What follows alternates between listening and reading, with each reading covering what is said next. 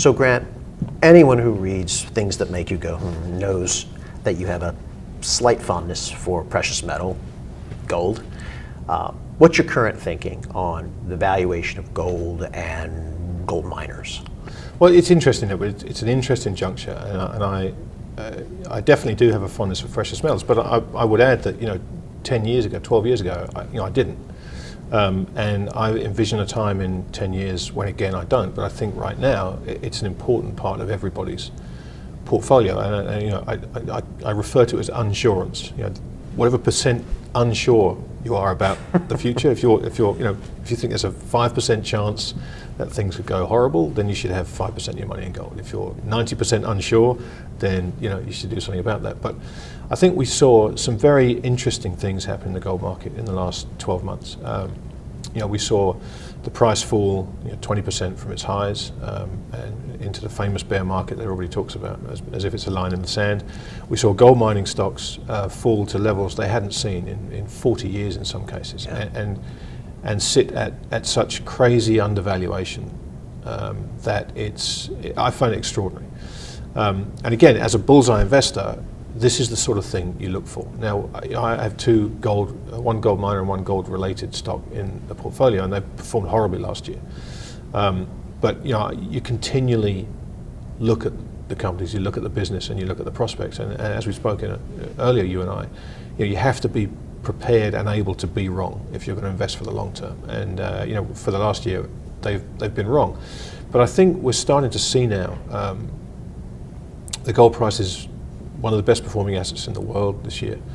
It started the year with a bang, which traditionally it doesn't always do. And I think the reason for that is this dichotomy that I've spoken about regularly, about the difference between paper gold and physical gold, is actually starting to percolate through to a lot more people. And so the weakness that we saw in the futures market last year, and this inexplicable demand for physical metal, which I sit in Asia, so I see that firsthand.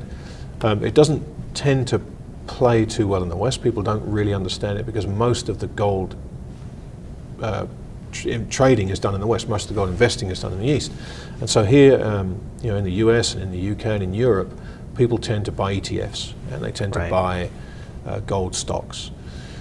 In Asia, people buy gold, and I wrote about this recently. And the easiest thing that I find to see the difference between the two sides, if you talk to people in the West about gold, and I mean physical gold, gold coins, gold bars, they have no experience of it whatsoever. They don't really know how heavy a gold coin is, what it looks like, what it feels like. If you bring up the subject of gold to someone in Singapore or in Hong Kong or in China, they've got stories about the first gold coin they were given when they were a kid, and their grandparents had these gold bars in their bedroom and stuff, and they're around gold and they're familiar with it and they understand what it means. And countries in that part of the world have had their savings destroyed by inflation. They've had them confiscated by governments, and so owning physical gold outside the banking system is a way that these guys protect their wealth. And you could see that in India last year, with the rupee getting crushed and all the capital controls that the Indian government brought in to stop gold flowing into the country. If you'd owned gold in rupee terms, your purchasing power was unaffected by the weakness in the currency. So there's definitely a reason to hold gold. And last year, despite the falling price, the reasons were still there. What we saw was heavy activity in the futures markets, heavy shorting of COMEX futures, which drove the price down, which optically made things look bad, and it punished the gold miners tremendously. Yes. But look, gold mining stocks are holes in the ground with money in them, basically. They're not stocks that will ever go bankrupt because there is fundamental value in the ground. The question is, operationally, can they compete and can they keep their cost to a point where they can keep in the game? And many of them are going to be on the very, very edge of that. But I think we're probably very close, if not at the point where supply is going to be, or is really starting to be affected by the price. Yeah, absolutely. So that kind of provides a basement, I would argue. It does. And look, if you have a good gold asset in the ground somewhere and you're struggling, there will be a buyer for it. Right. There will be someone that, even if they take it out as an option and leave it in the ground and don't mine it because it's too expensive. Sure. Put it on the balance sheet. It's money in the ground. So I think this this difference between paper and physical gold is starting to be more understood by more people, and that's important. That's an important shift. The question is how much damage was done in terms of physical gold that's been taken and delivered into places which are not coming out of in a hurry. If you look at the amount of gold that was delivered on the Shanghai Gold Exchange, physical gold delivered, it was up there around, or slightly, depending on which numbers you use, more than the entire world production, free float gold production in the world last year. That can't continue. You cannot have all that stuff disappearing and the market stay the way it is. It just doesn't work.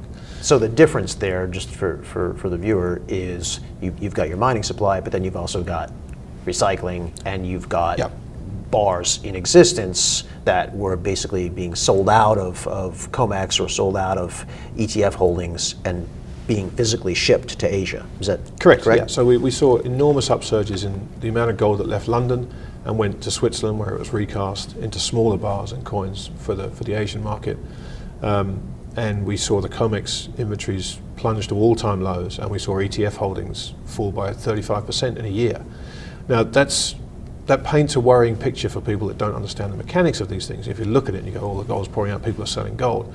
But what it really means is that gold is going somewhere. It's being bought. It's being bought, and it's being bought by people who are not going to sell it if it goes up 5-10%.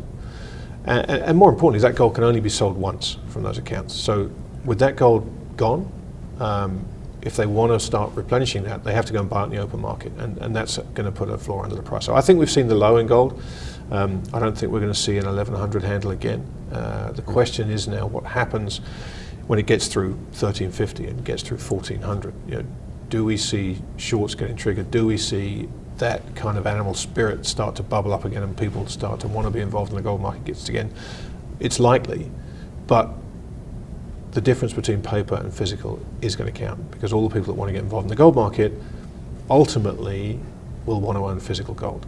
And it's not for sale in as much, in as large a quantity as it was a year ago, that's for sure.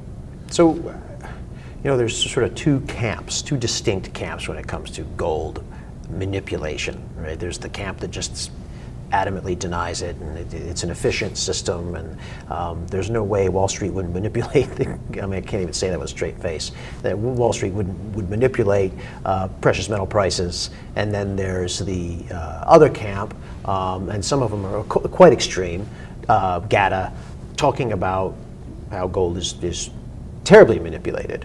And when I step back and look at what's happened over the past several years, and LIBOR and on and on and on, it's hard to not at least sympathize with that point of view. What's your take on that? I believe the gold market is manipulated. I'm not saying everything is manipulated. I'm certainly not at the extremes, but I think there's clear evidence of manipulation in the markets, both in terms of the price fixings, both in the terms of the activity on the COMEX versus the reality of the physical metal and in open positions on the futures exchange. It's very hard to explain, and most of the time the people who are accused of the manipulation are their own worst enemies, because there are plenty of things that could be done to categorically disprove a lot of the manipulation allegations that aren't done. I mean, the perfect example being the audit of the gold in the Federal Reserve, which has been talked about for a number of years, that the gold has gone. Now, on the pro-manipulation side, there's a very good case made for the mechanics of how that manipulation has taken place. Plenty of evidence provided for the last 30 years in terms of the volumes of gold being transacted around the world, and a suggestion made that the only places this gold could have come from would be central bank vaults, who have admitted to leasing gold out. Now, if people want to say there is no gold left in Fort Knox or the Federal Reserve, or they want to say that it's vastly diminished, it would be a very simple process to take a dozen members of Reuters and AP and Bloomberg into the vault and show them these stacks of gold. I mean, it would be a big media PR exercise, and I'm sure that the extreme guys at some point would claim that the bars were tungsten sprayed with gold paint. But the point being, you could very easily get a lot more credibility than you have by at least answering some of these suggestions. And the other big one is this Bundesbank repatriation of gold, which look, I think that was one of the driving forces for the gold price going down last year. I think the whole thing's tied up. But if you look at the numbers, you know, the Bundesbank wanted to repatriate 300 tons of gold from the Federal Reserve in New York, and they were told it would take them 7 years. Now, I did the math, and you could do it in a week if you filled jumbo jets with gold. Physically transported. Yeah, physically transported. If the gold was just sitting there, just needed to be dusted and put on a plane, you could do it in a week, flying one jet a day. And that's with insurance constraints. You can only ship so much gold and insure it. So the fact that they haven't come out with a credible answer for why that would take 7 years is just creating more trouble for themselves, if there is a credible reason. In actuality, they announced that they only received 5 tons of that gold back in the first year. 5 out of 300. 5 out of 300. So which on that schedule, obviously it puts the timeline at more like 20 years, not 7. Again, questions, no answers. And even more strangely perhaps was the fact that the gold was actually resmelted in New York before it was shipped, which there would be no reason to really do that. I mean, they can assay that. Some of the finest refineries in the world are in Germany, and they could have done that, just shipped their gold up, brought it home and done whatever the hell they wanted with it. So there's always questions, and the questions are never answered, and I think that's the root cause of a lot of the manipulation claims. And as I said, these guys are their own worst enemies in not addressing those. So do I think there's manipulation? Absolutely. Do I think every corner of the gold market is manipulated? Probably not. But I will tell you one thing, it's a hell of a lot easier to manipulate the gold market than it would be LIBOR or foreign exchange markets. Hell of a lot easier. And look, human beings are involved, and if there's a way to make money and be a little unscrupulous, they're going to do it. What about the levels of inventory at the COMEX at this point? The levels of inventory, from my understanding, are lower than they've really ever been relative to claims against them. Yep. How, you know, I mean, I am a investor in physical gold, so I understand. I have X number of coins or X number of bars. There's one claim against them. It's mine. That makes sense to me. How can there be 150 claims against the same ounce of gold, and yet that be a viable system? Well, this is the problem with the paper futures market. Obviously, it's important to understand. You know, the COMEX, there are 2 categories of gold in the warehouse, and the one that people are worried about is this eligible category, which is the gold that's there ready to be delivered.